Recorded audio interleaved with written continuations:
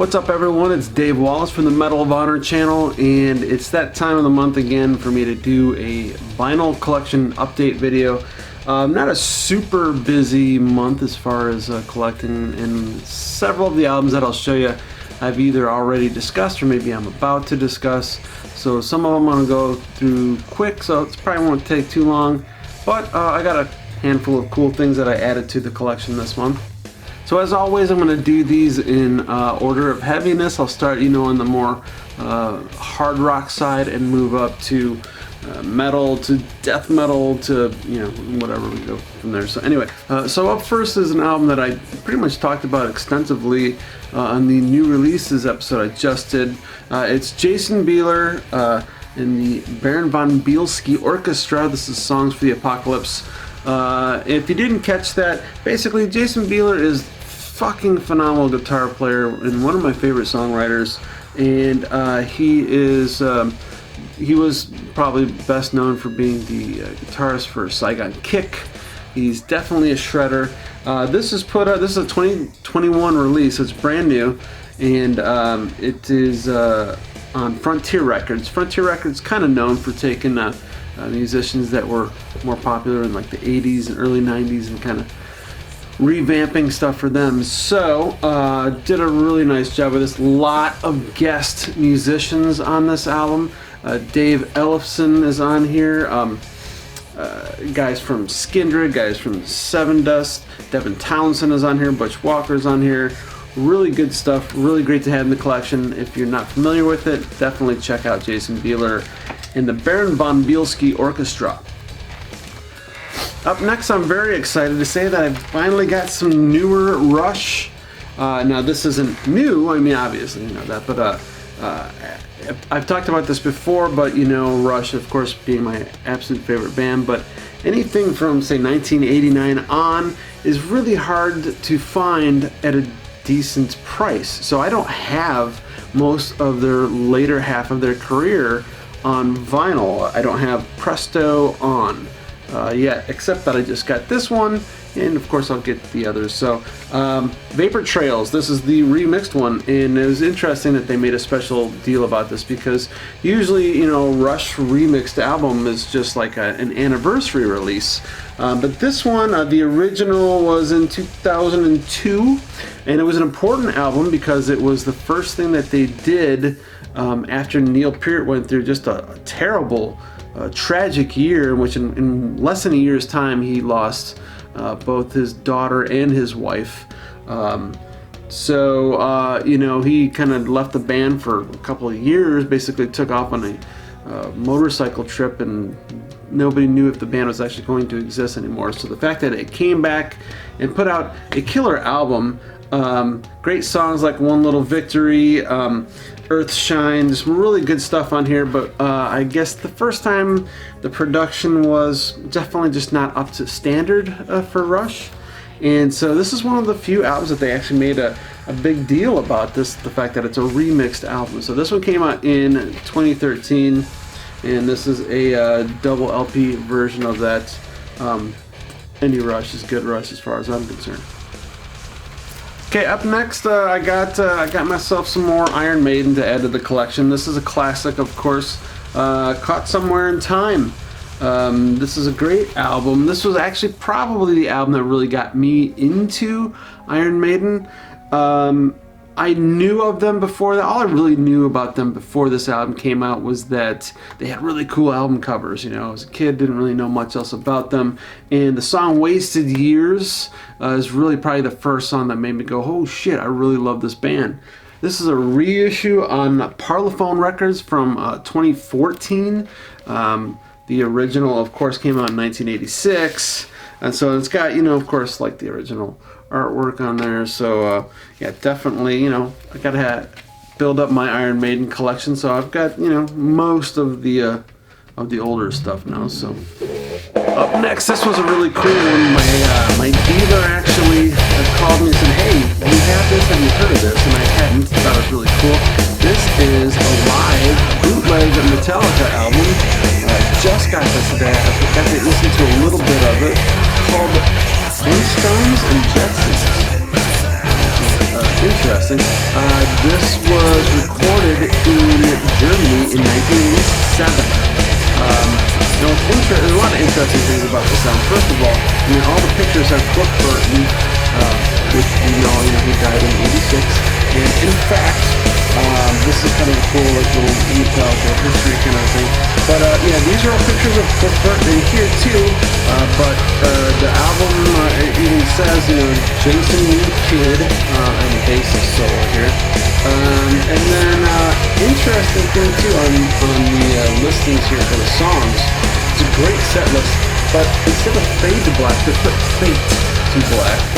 So I thought that was kind of interesting. But this is a bootleg recording, and it's actually pretty good recording quality. In fact, I'd say it's better than the Slayer Repentless Trilogy that I just got, which is an actual, not a bootleg, and then an actual release. And this one comes out on Typhoon Records, which is a German label. It was double LP, and what's really cool about this, and very interesting, is that there's actually another Flintstones and Jetsons album like this. It looks exactly the same cover art and everything, but this one was recorded in West Germany, the other one was recorded in Sweden, so it's kind of unusual. Not really sure what that's about, but anyway, pretty cool find.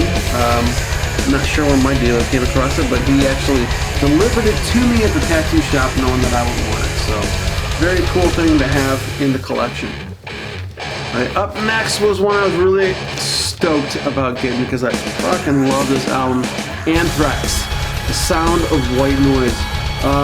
This album, to me, so just make sure people understand this, I love all Anthrax stuff, including Joey Belladonna stuff. But when this came out, I've said before that John Bush was he's one of my favorite vocalists, and I always wanted to try and emulate that with my vocal stuff, his kind of raspy sound.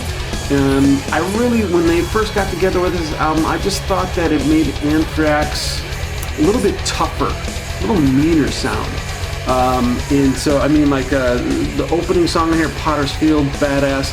James Hetfield even claimed that the song only was the perfect song. And then my favorite Anthrax song of all is Room for One More. Great song on here. This was interesting though. This does have a gatefold on here, but what I was kind of surprised about was I did not get any kind of inserts. And there's no credits in the label, so I don't know. I'm assuming that they just probably forgot mine. I assume that it would be out there because it is put out by Megaforce, so not really sure how that works. But anyway, it does have a cool white vinyl. You can actually see a little bit of a black smudge in the vinyl right there. That's kind of interesting, but yeah. Got me some white vinyl there, so the Anthrax, Sound of White Noise. Love this album. So yeah, but it was interesting because I posted a picture of that album on social media and just said something about how Anthrax. Like I said, I loved them before, but I kind of said that they were sort of a band that was a little bit on the goofy side. They were always wearing the Bermuda shorts and the rap T-shirts and the Knot Man and stuff, and like I said, I just felt like they kind of got a little bit tougher, a little meaner when John Bush came along. And I posted that on social media, and a bunch of people jumped me saying, well, I really liked them when they had Joey Belladonna, and I didn't think they were goofy. I was like, relax. I was a huge fan of them before then also. In fact, another thing that I got from my dealer, interestingly enough, was the I'm the Man single. Now, admittedly not my favorite Anthrax song, but the collectability, this is really cool because it does have the cover of Sabbath Bloody Sabbath on it, which is a great, that actually makes this worth it. Also has a couple live tracks. Of course, it has a live version of I'm the Man, but it has live tracks for Caught in a MoH and I Am the Law. Two great Anthrax songs there. So this, just collectability wise, really cool little single to have in my collection. Yes, I like Anthrax with Belladonna on vocals. Okay, another one I don't really need to go into too much detail on because I did a whole show on it, was the Pantera 20th anniversary of Reinventing the Steel. Of course, they reimagined this. That was only, what, 2-3 episodes ago, so just go back on my channel a couple episodes if you didn't see it, and there's a whole half-hour long show just about this album, even a couple songs. But real quick, I will show you the vinyl, because one of the cool things about the release was that it does have this kind of silver vinyl, and you can even see the swirling inside of it, which is interesting looking. So yeah, there you go. Up next, I added a little more death to the collection. Scream, bloody gore. Gotta have more Chuck Schuldiner in there. So this is the 2016, 2016 re-release from Relapse Records. This debuted. This was their first album. Chuck put out in 1987. I mean, this shit was brutal. I mean, talk about being an innovator. There was nothing like this in 1987, so this album is really cool. So at this point, I pretty much have my Death collection all the way up through Human, so now I gotta get the last few, Individual Thought Patterns, and a couple others. So anyway, pretty stoked to have this one, and listening to it, I mean, it still sounds as good now as it did then. It's interesting. It's one of those kind of sounds where it's like, I mean, Chuck's vocals, of course, were super unique, and I still like hearing how, I don't know, to me it still sounds fresh. So okay, I've got a couple of black metal bands that I just recently obtained, and these are bands that have a sort of a newer sound. Both of these are very reminiscent of, say, Dimmu Borgir. First off, Dark Fortress. This is Spectres from the Old World. This is a really great sounding album. Nice quality production. That's how I like my black metal. I can only listen to Screaming in a Tin Can so much before I'm like, all right, it's getting a little old. They did a cool version of keeping things kind of secretive on this, as far as like there's no pictures of the band wearing their crazy makeup or anything like that. The sound, though, is definitely, like I said, very reminiscent of that Dimmu Borgir, and of course influenced by Immortal and Emperor, all that. So double LP. These are 200. And they are nice and thick and black. So, yeah. This is released on Century Media. This was a 2020 release. Probably, I think it was about March. So this is about a year old. When I got it, I intended to do a review on it, and then I realized, no, wait a minute, it's been sitting on the shelf a little too long to be a new release. And then if you watched my new release show, then you did see this one. This is a band that actually sounds fairly similar. I describe them as the same thing as Dimmu Borgir, take away the keyboards, and maybe adding better leads. Just the guitar leads for this band, Necrophobic, really good. These guys did say, hey, we want you to see how black metal we look. These guys are Swedish, whereas Dark Fortress was German. But really do have a similar sound. Now they are both on, both of them are on Century Media. So, and they're both 2020 releases, but this one came at the end of 2020. But yeah, you could probably play these bands back to back and wouldn't notice a whole lot of difference. But they're still good. It's still a continuous album that I would like. So. Okay, up next is one I waited for a long time.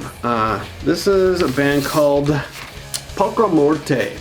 Okay, so I heard these guys last year, the album that came out before this, which does not have a vinyl release, unfortunately. It's only on CD, and it is incredible.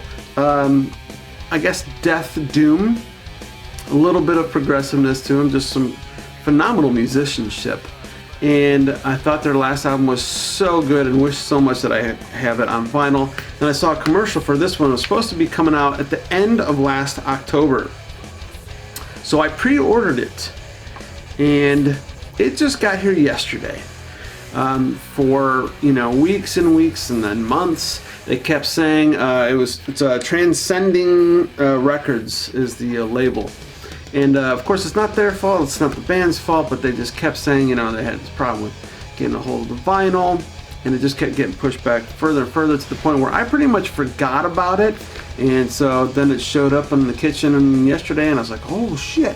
Artwork in here is super cool. This band is awesome. Like I said, probably more on the death doom side of things. It's death metal, but not super fast. It's definitely more doomy anyway. And then the vinyl on this is quite pretty. So yeah, it's kind of got this chunky, clear red. So yeah, really, really excellent album. Production is awesome. Guitar work is incredible. Nothing bad I can say about it. Even like the vocal textures, they use a lot of different textures. It's not just one death vocal style. And even occasionally a little bit of clean vocals here and there. So yeah, definitely if you like heavy, if you like death doom, check out Poco Morte. Okay, the next one that I got this month was Skel Ethel. Again, it's in the new reviews. I talked about this one. This one has a kind of the vinyl on it has this sort of, it's supposed to be a red swirl, but once you swirl it in with white, it kind of looks minty. So, little pepperminty there. Again, that's just the fat kid in me.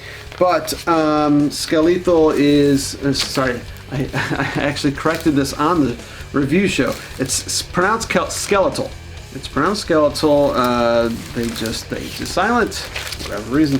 So, anyway, Skel Ethel is a French death metal band, very old school sounding. Like I said, did a little review on them. Check it out. But yeah, excellent band, great album. And then finally, the last album I got this month, I will be doing a review in the next month's March's new release video. So this is another one that I got in the Metalhead box. This is called Schizophrenia. They are death thrash, and it is a very fitting title, and it has sort of this